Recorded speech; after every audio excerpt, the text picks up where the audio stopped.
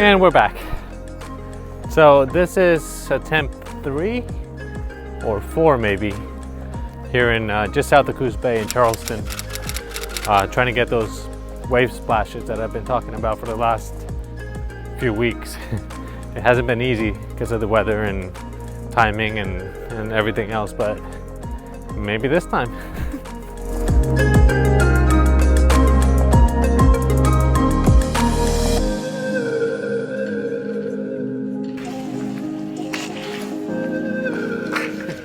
The last few weeks of rain have made this a muddy mess. It's not easy to navigate, but with all these storms, it kind of gives me hope that there might be some big splashes.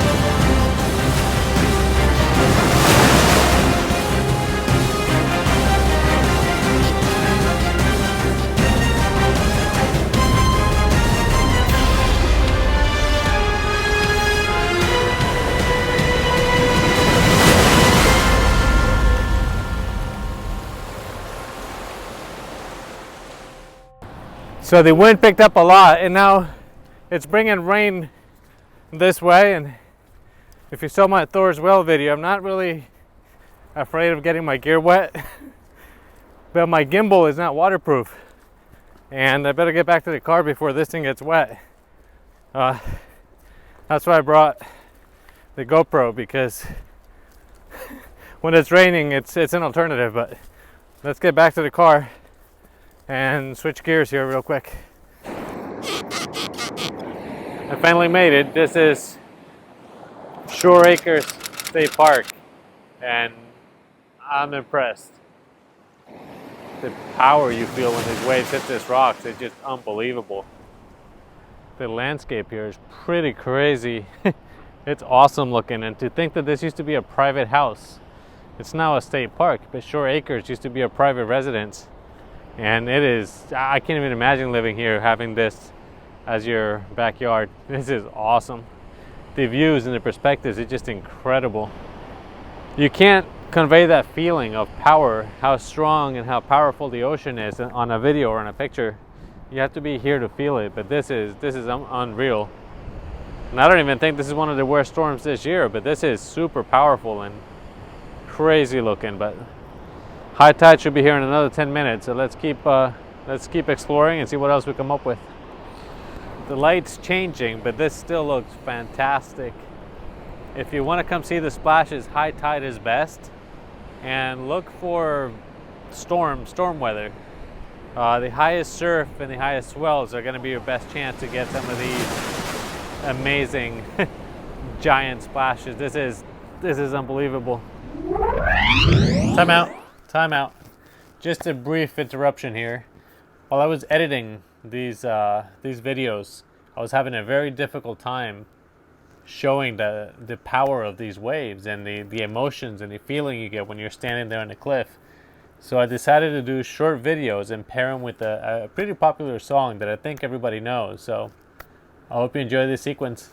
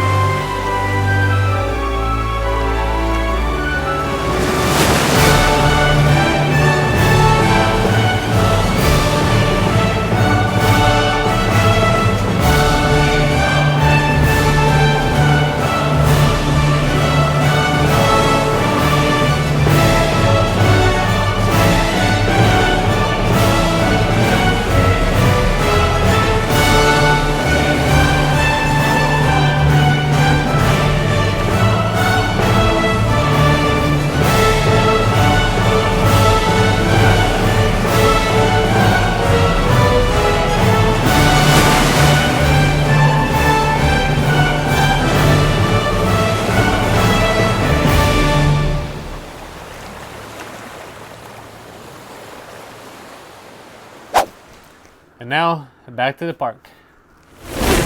The sun is just now, it's got about a half hour before sunset, so I think I'm gonna stay and see what kind of pictures or video I can do for sunset. But it is hard to describe how this feels and looks. This is phenomenal. I am so glad I came back today. I wasn't going to, and then last minute I decided that, well, what else was I gonna do? So this is amazing. Please click that like button if you like the video. Please subscribe if you haven't. It really, really does help me out a lot. I do really appreciate every subscriber and every like and every comment. It really does help support this channel. This is an amazing place. I highly recommend everyone take a day and come visit. It's phenomenal. So I couldn't do sunset at Shore Acres because the park closes at 5 and it's 5:20, so we got kicked out. But right here there's a little reef. Forgot what this is called. But anyway, there's lots of sea lions and lots of really cool things to look at. And the sun is going down. I think it's going to be a beautiful sunset, but without time to find a composition, I don't think I'm going to make anything spectacular. So I'm just going to do some video and get some B-roll here. But this is amazing.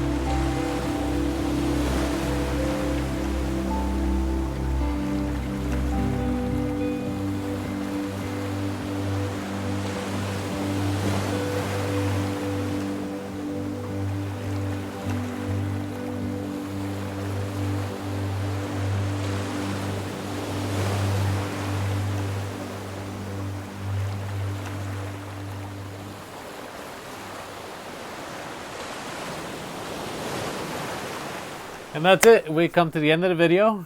Just a couple of tips. If you are taking pictures here, be very careful with the spray, the salt water.